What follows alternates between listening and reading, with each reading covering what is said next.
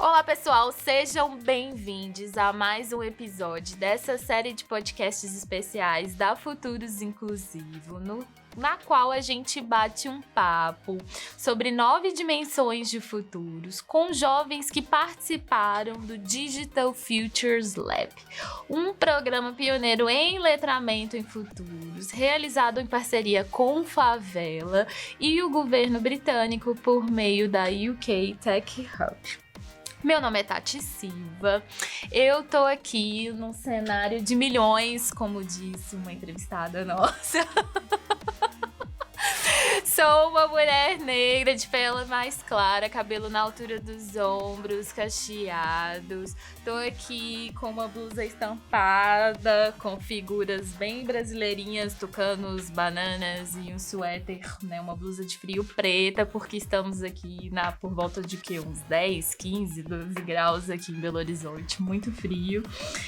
E nesse episódio a gente vai entender de que forma as mudanças climáticas impactam diretamente populações vulnerabilizadas e como a gente pode pensar em possíveis cenários de solução sobre esse problema, né? Porque quando a gente pensa em futuros, a gente não pode deixar de destacar que esses futuros precisam ser ambientalmente possíveis, né? E o grande drama da nossa existência nesse mundo hoje tá aí com as mudanças climáticas, então nada mais relevante do que conversar sobre isso nessa nossa série de podcast. Bora bater esse papo?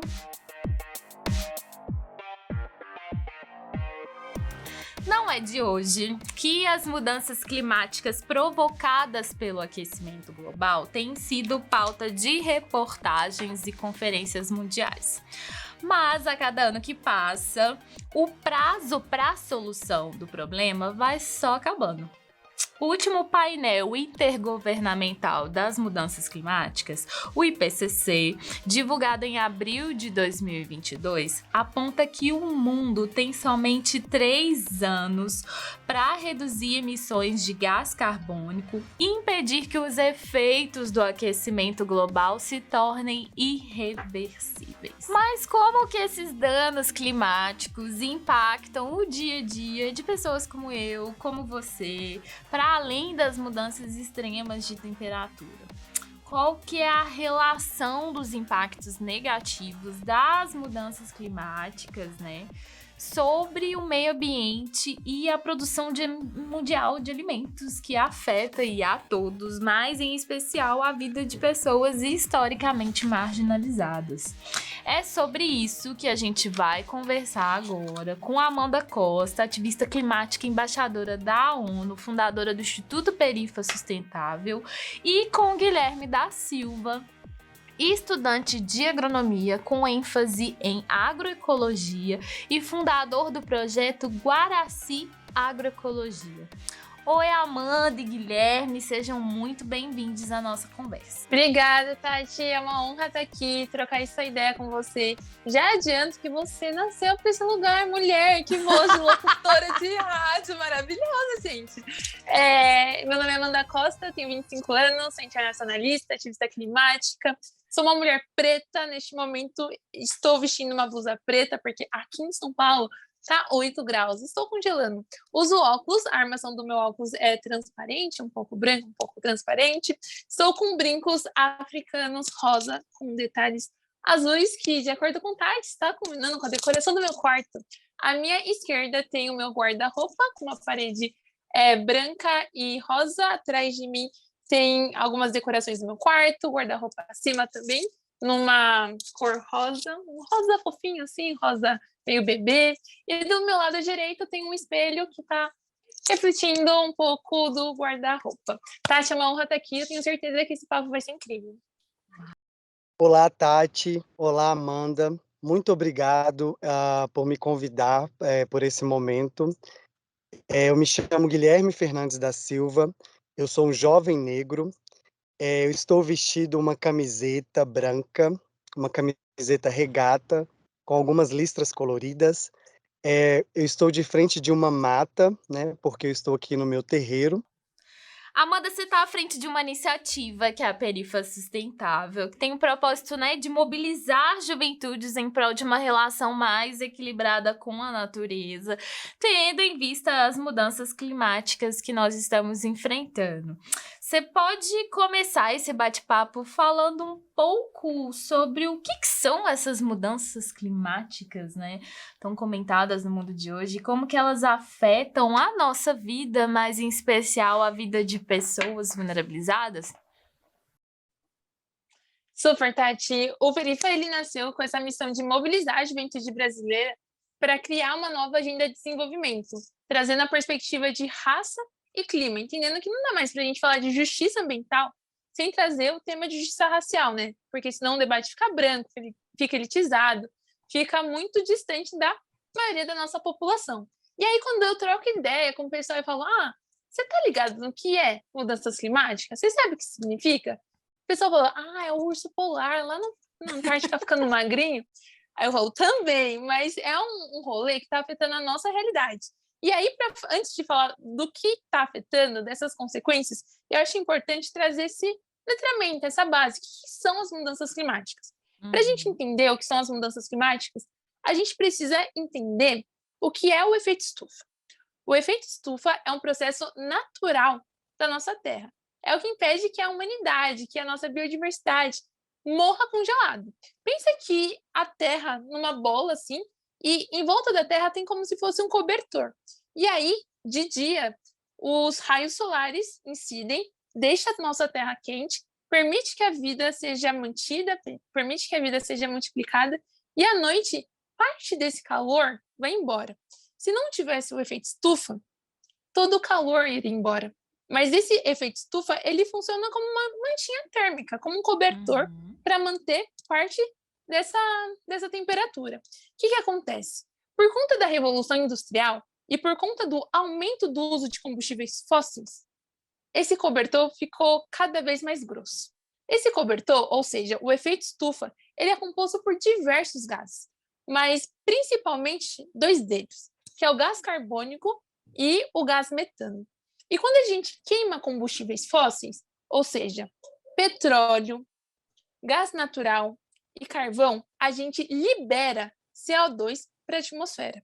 A gente libera gás carbônico. E por conta desse processo da revolução, esse processo tecnológico, por conta do nosso atual modelo de desenvolvimento, esses gases foram cada vez mais intensificados na nossa atmosfera. Então, aquele cobertor que estava fininho foi começando a ficar gordinho, gordinho, gordinho. E aí começaram a debater o tema de mudanças climáticas lá nos anos de 1990, quando pensaram que é importante que a gente tenha uma relação mais harmônica com o nosso meio. E aí, quando a gente pensa nesse tema hoje, a gente não fala apenas de mudanças climáticas. Está tão crítico que a gente traz a pauta de crise climática, de emergência climática. Porque, de acordo com a ONU, a gente tem até 2030 para frear o aquecimento global, para manter a temperatura média da Terra em 1,5 graus Celsius.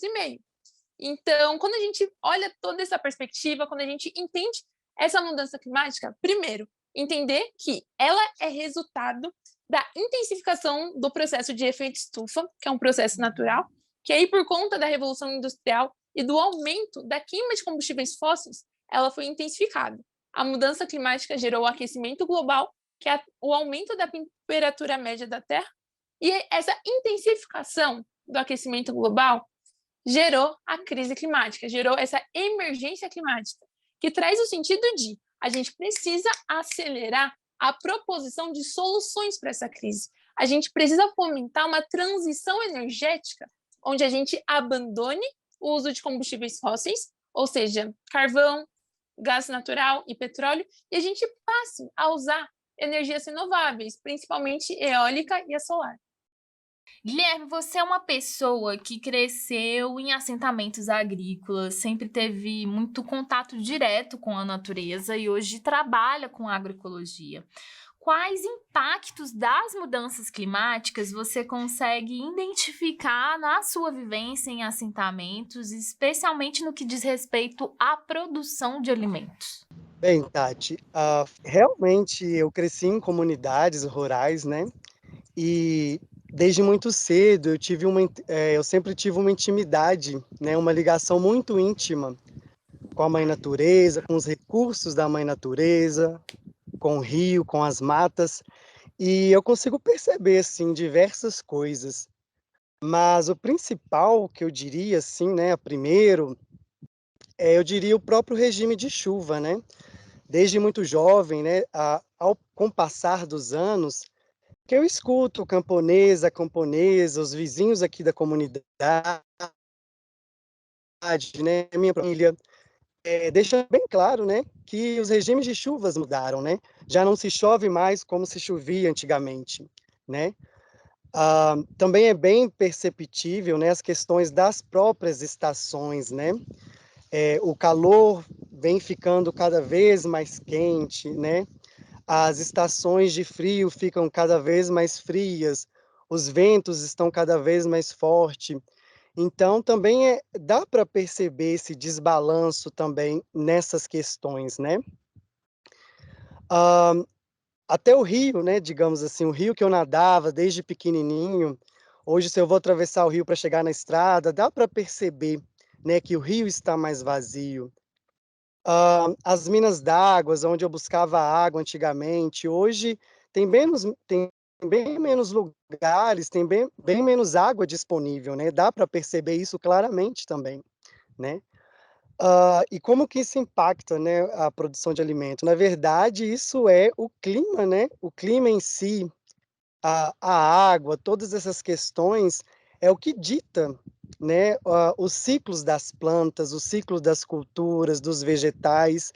Então, isso impacta diretamente na produção de alimentos.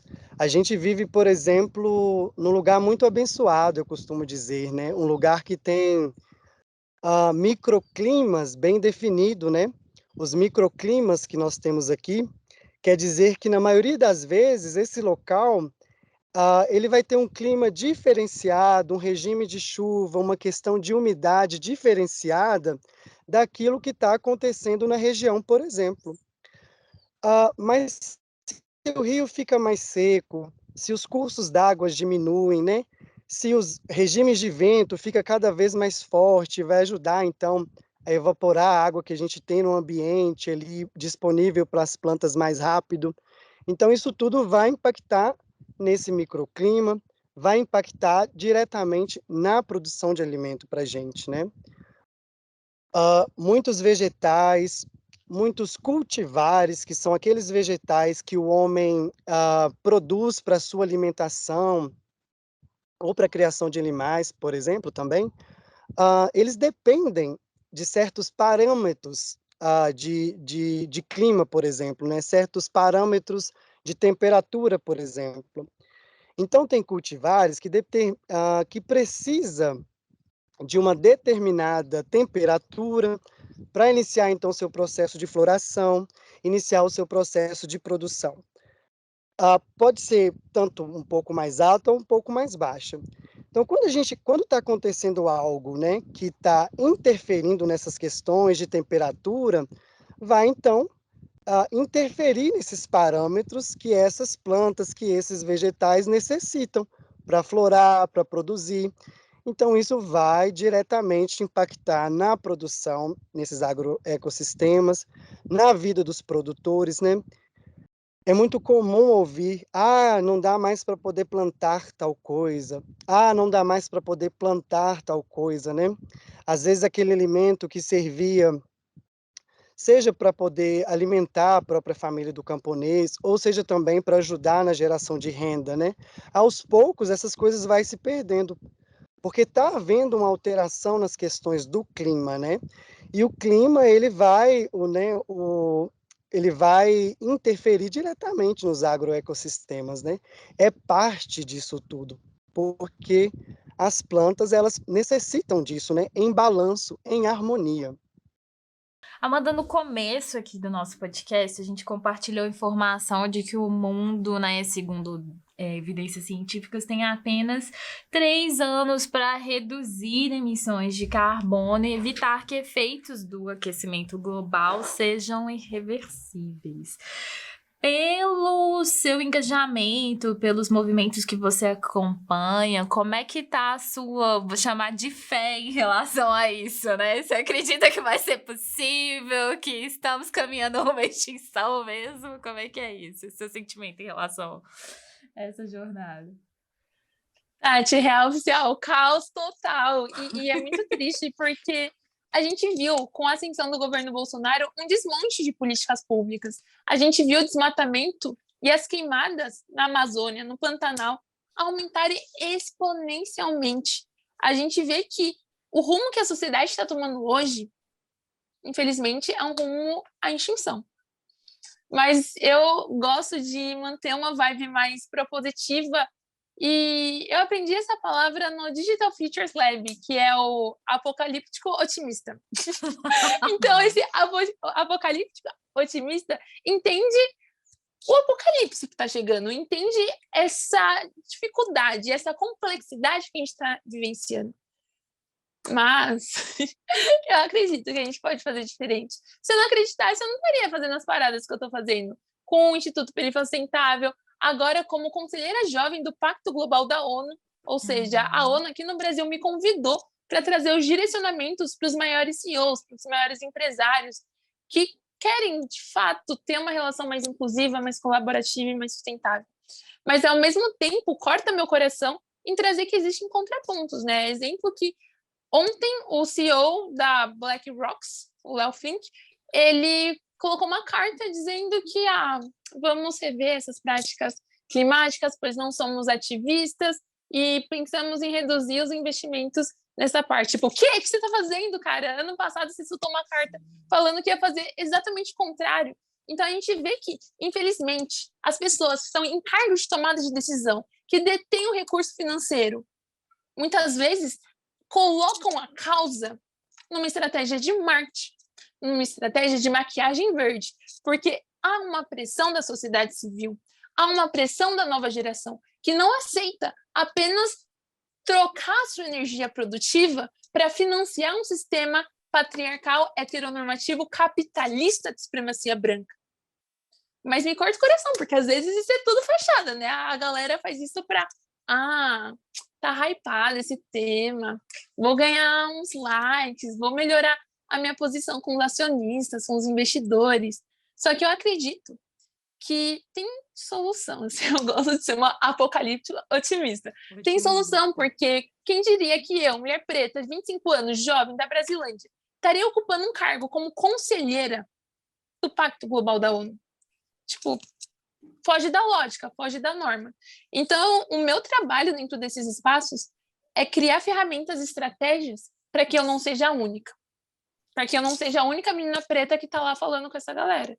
Mas para que daqui 1, 2, 3 anos eu possa olhar nesses CEOs e veja mais mulheres pretas, mais pessoas com esse pensamento de não apenas fomentar uma maquiagem verde, mas que estejam realmente comprometidas em criar soluções que vão cuidar do nosso planeta, ao mesmo tempo que adotam uma postura verdadeiramente antirracista. Amanda, você nessa trajetória que eu acho que a gente já pode considerar que você é uma jovem já com muita experiência nesse campo, né, do ambiental e de ativismo sobre as mudanças climáticas. Tem alguma experiência que eu acho que seria legal você compartilhar com a gente, que nessa jornada você acha, sei lá, que destaca, que te tocou de transformação, que você viu conectado, vamos dizer assim, algo que você consegue ver como uma transformação que o seu trabalho, Amanda, como ativista, tá impulsionando aquilo, aquelas pequenas vitórias que às vezes é o que a gente consegue celebrar nesse processo de tentar mudar o mundo, né? Ai, Tati, tem várias, fica até difícil escolher uma, mas a que mais me marcou durante esse tempo foi o que aconteceu ano passado. Ano passado, eu, enquanto jovem embaixadora da ONU, tinha credencial para participar da Conferência de Clima, COP26, que aconteceu em Glasgow, na Escócia, mas eu não tinha o recurso. Porque é isso, né, gente? A minha carreira cresceu, mas a sustentabilidade financeira ainda, porque vai mudar, mas ainda não acompanhou esse processo, né? E aí eu falei, gente, o que eu vou fazer? E aí eu tentei algumas formas, tentei outras, nada dava certo. Aí eu decidi fazer um pedido público. Escrevi uma carta e coloquei no meu LinkedIn. Falei, oi gente, meu nome é Amanda, sou da periferia da Brasilândia, sou já embaixadora da ONU e recebi a responsabilidade de representar a juventude brasileira nesse espaço de tomada de decisão. Mas eu preciso de apoio. Se você conhece alguém que pode apoiar, coloca aqui nos comentários, conhece empresas, formas que eu posso levantar essa grana, me avisa. E aí, no final, eu coloquei a minha chave Pix do LinkedIn. Fui dormir. No dia seguinte, Tati, eu acordo com tanto tipo, mensagem, assim, notificação de pessoas que, sem me conhecer, sem saber quem eu sou, estavam fazendo transferências, tipo, de R$5 a R$100 a R$4.000. Eu fiquei, o que tá acontecendo? E sabe o que é engraçado? Não engraçado, né? Mas é interessante a gente analisar. Eu me senti muito mal. Muito, muito, muito mal. E eu não entendi o que eu estava sentindo e nem por que eu estava sentindo. E aí eu fui conversar com uma das minhas mentoras, a Ignaldo, e falei, Ignaldo, por que eu tô mal? E tipo, eu tava zoada, assim. Eu deveria estar pulando de felicidade. O que eu tô sentindo? E por que eu tô sentindo isso? E aí Ignaldo, na sua ampla sabedoria, falou assim, Amanda, você é uma mulher preta, da periferia. Você tá acostumada a trabalhar muito e ser pouco reconhecida por isso. A partir do momento que você recebe algo que você não batalhou, que você não trabalhou, como um voto de confiança, causa algum estranhamento dentro do seu ser.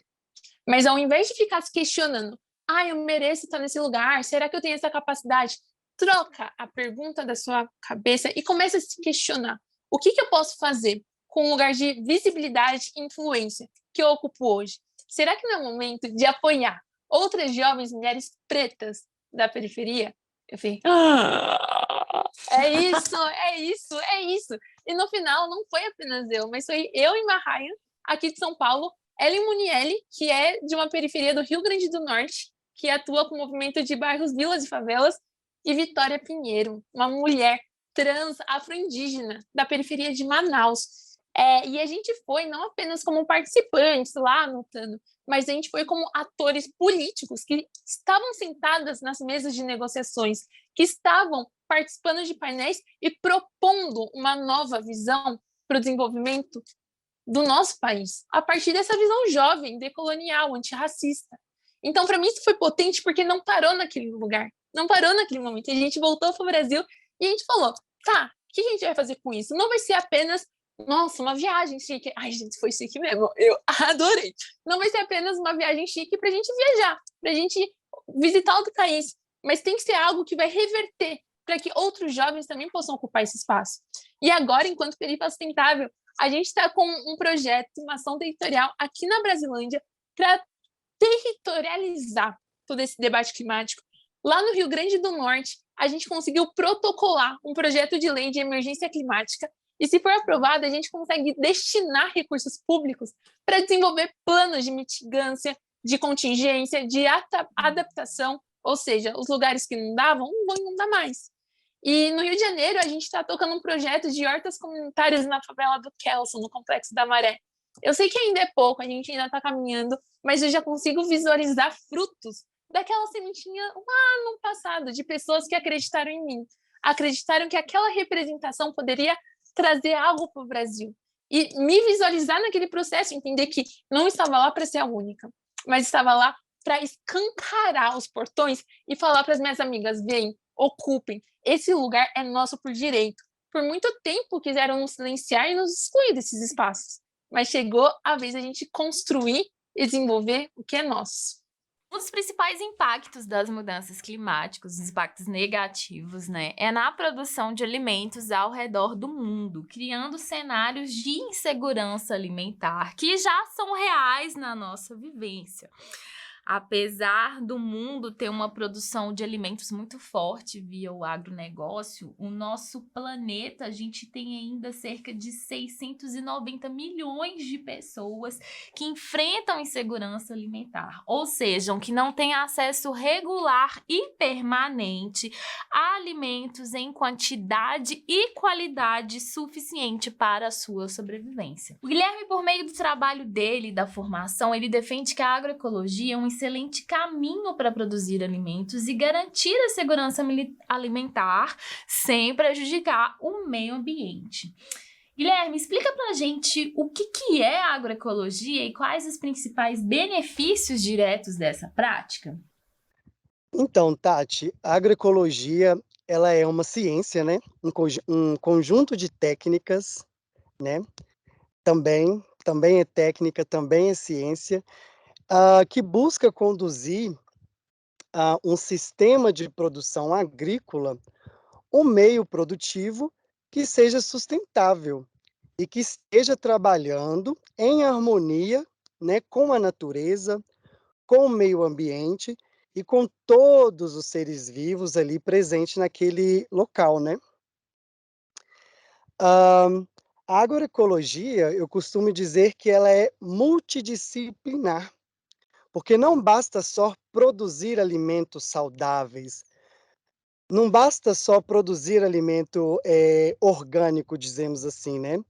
Qualquer grande empresa, né, seja ela predatória ou não, né, que explore ou não o trabalho, pode fazer isso, né? Fazer agroecologia é diferente, né? Fazer agroecologia, ela é multidisciplinar porque ela precisa pensar, ela precisa ter um olhar sensível para todas as questões dentro ali daquele agroecossistema, inclusive também as questões sociais, né? Então a agroecologia é isso, ela é um caminho, né?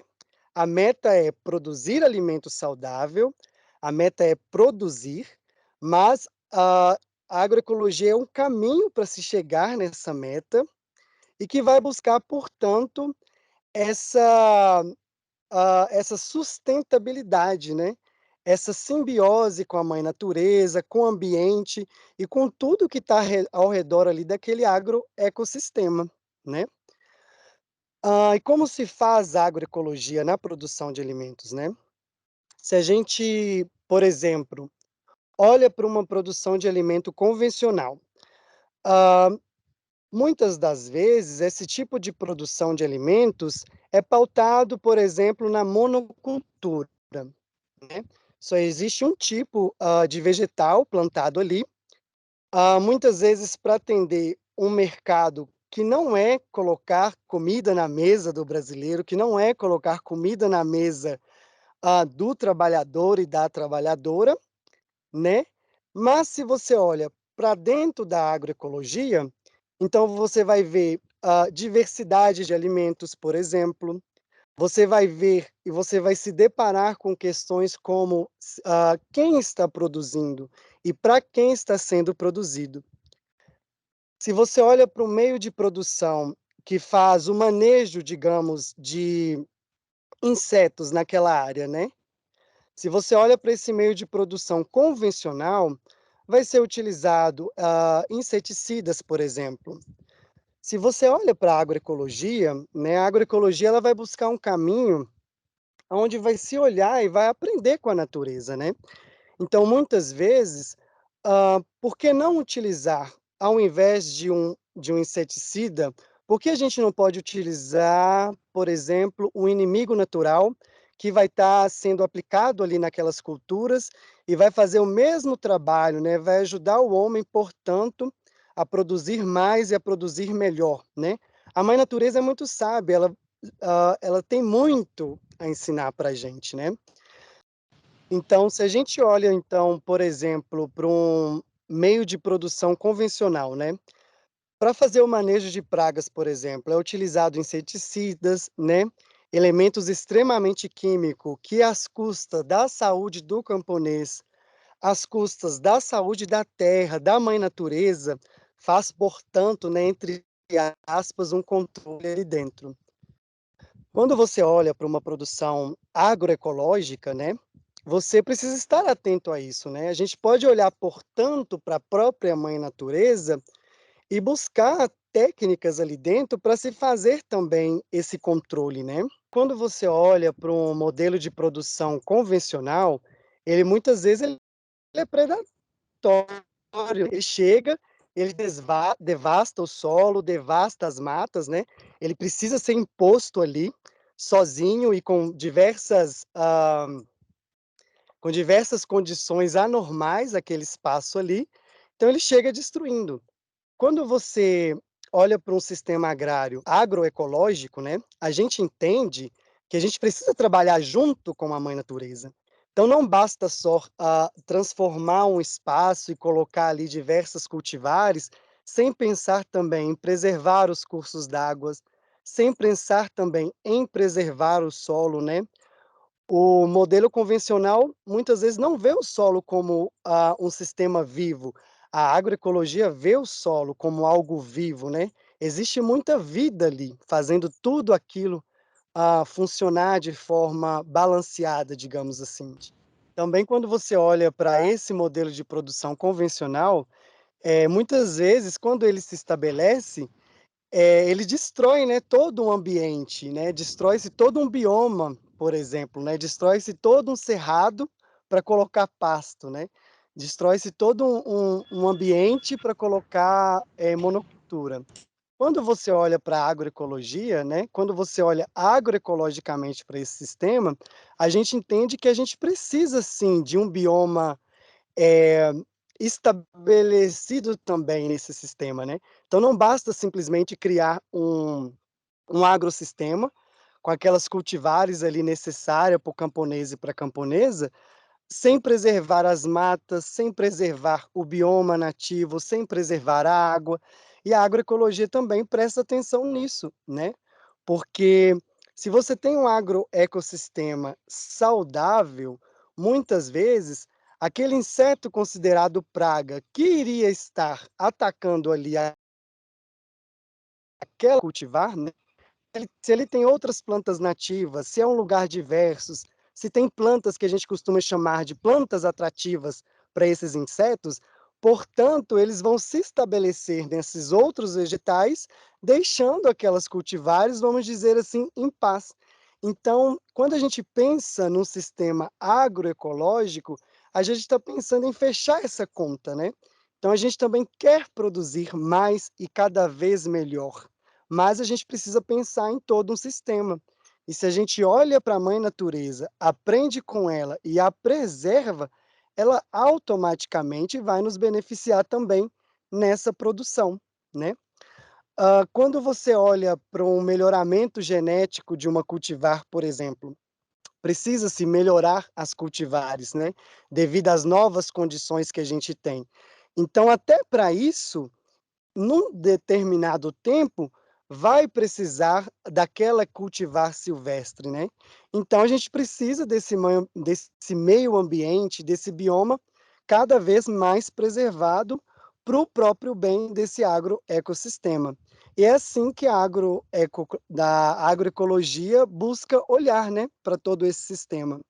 Então a agroecologia ela não combina com machismo, a agroecologia ela não combina com LGBTfobia, a agroecologia não combina com capacitismo, né, muito pelo contrário, a agroecologia ela é inclusão. Amanda, e se a gente for pensar assim no histórico de ativismo ambiental, as gerações mais jovens elas vivem um momento muito especial que é com toda essa transformação digital, né, que a gente experimenta hoje, redes sociais, né? Você conseguiu captar recursos para impulsionar sua experiência usando uma plataforma digital também.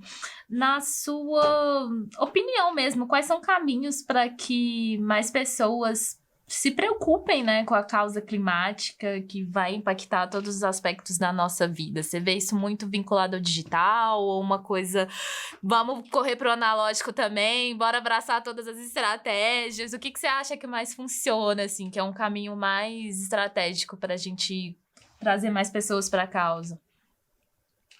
Tati, adorei a pergunta, porque em outras palavras como que a gente transforma toda essa narrativa em prática? Como que a galera que está escutando a gente, nesse exato momento, pode se envolver, pode se engajar, pode tangibilizar e fazer alguma coisa para cuidar do nosso planeta?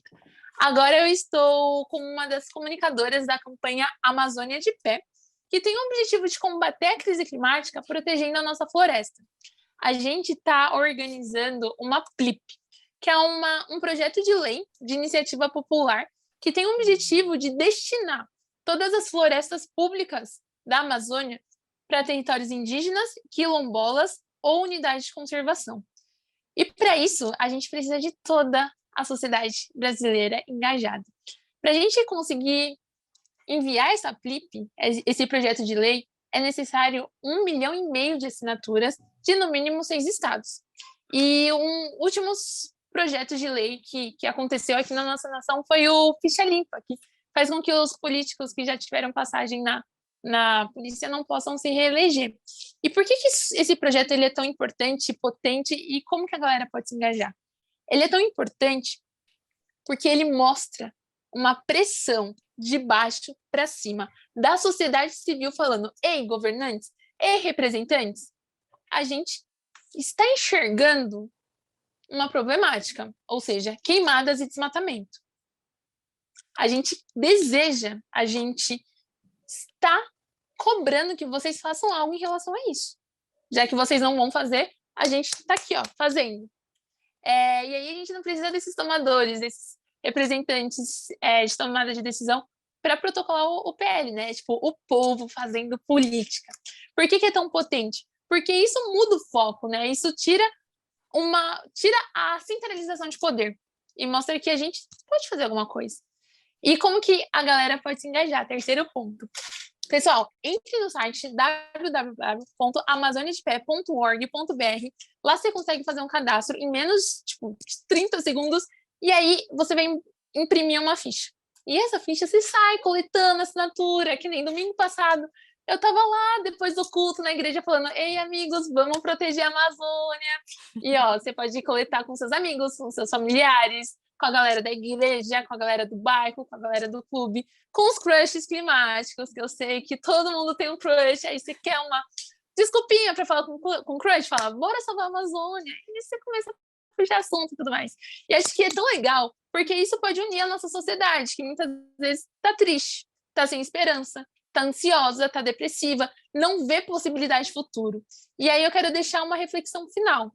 Que tal a gente construir esse futuro? Então, Tati, definitivamente, né? Concordo completamente com o que foi trago pela companheira Amanda, né?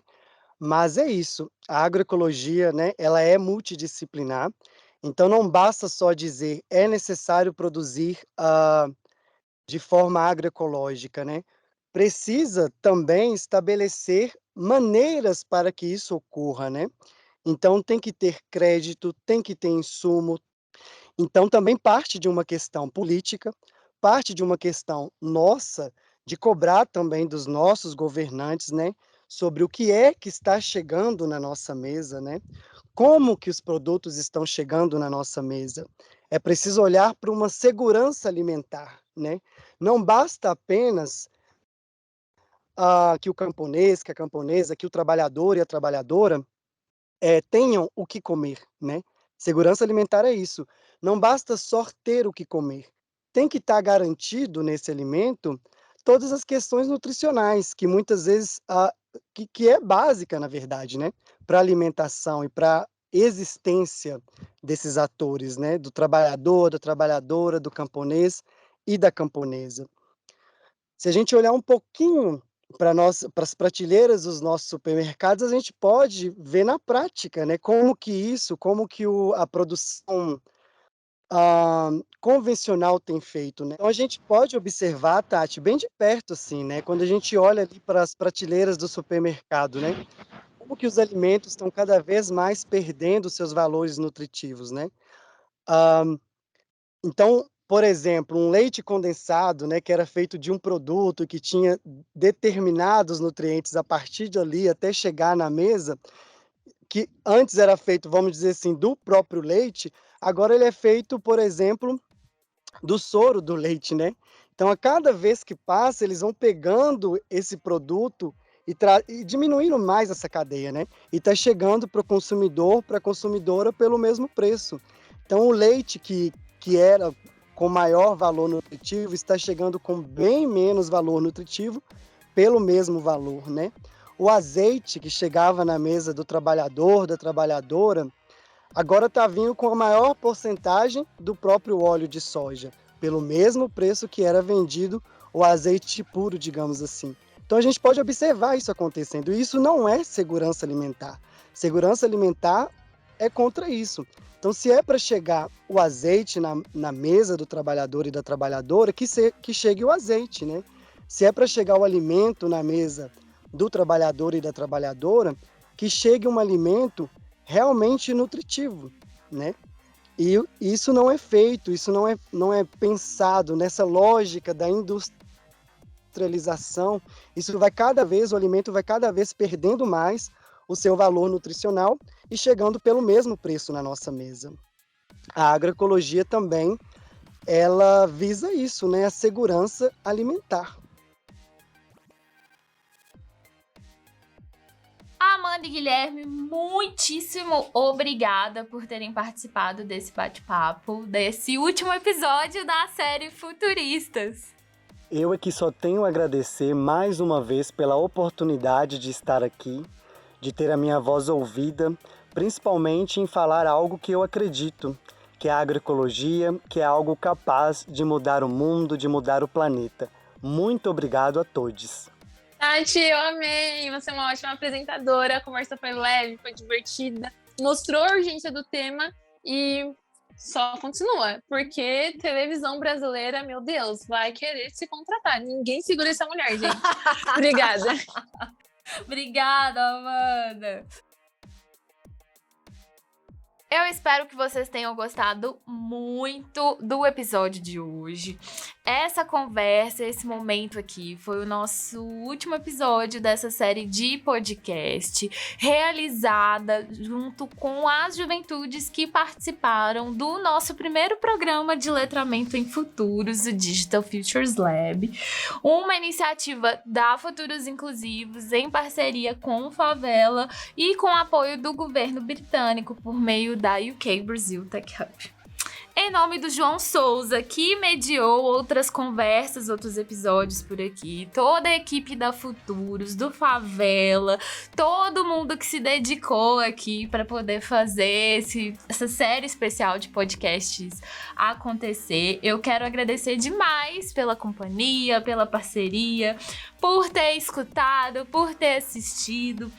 Fica o convite para vocês ouvirem outros conteúdos produzidos pela gente, outros podcasts que a gente fala aí sobre as outras dimensões de futuros que nós concluímos serem as mais estratégicas para a gente focar o nosso olhar aí para garantir que as nossas vivências sejam mais plurais, mais diversas e melhores para todo mundo, tá? Caso você esteja no Spotify ou na Anchor, é só rolar o player aí para ouvir os episódios anteriores ou no YouTube procurar os nossos vídeos com os outros conteúdos dessa série especial dos futuristas. Um beijo, muito obrigada, um abraço e a gente se vê em breve.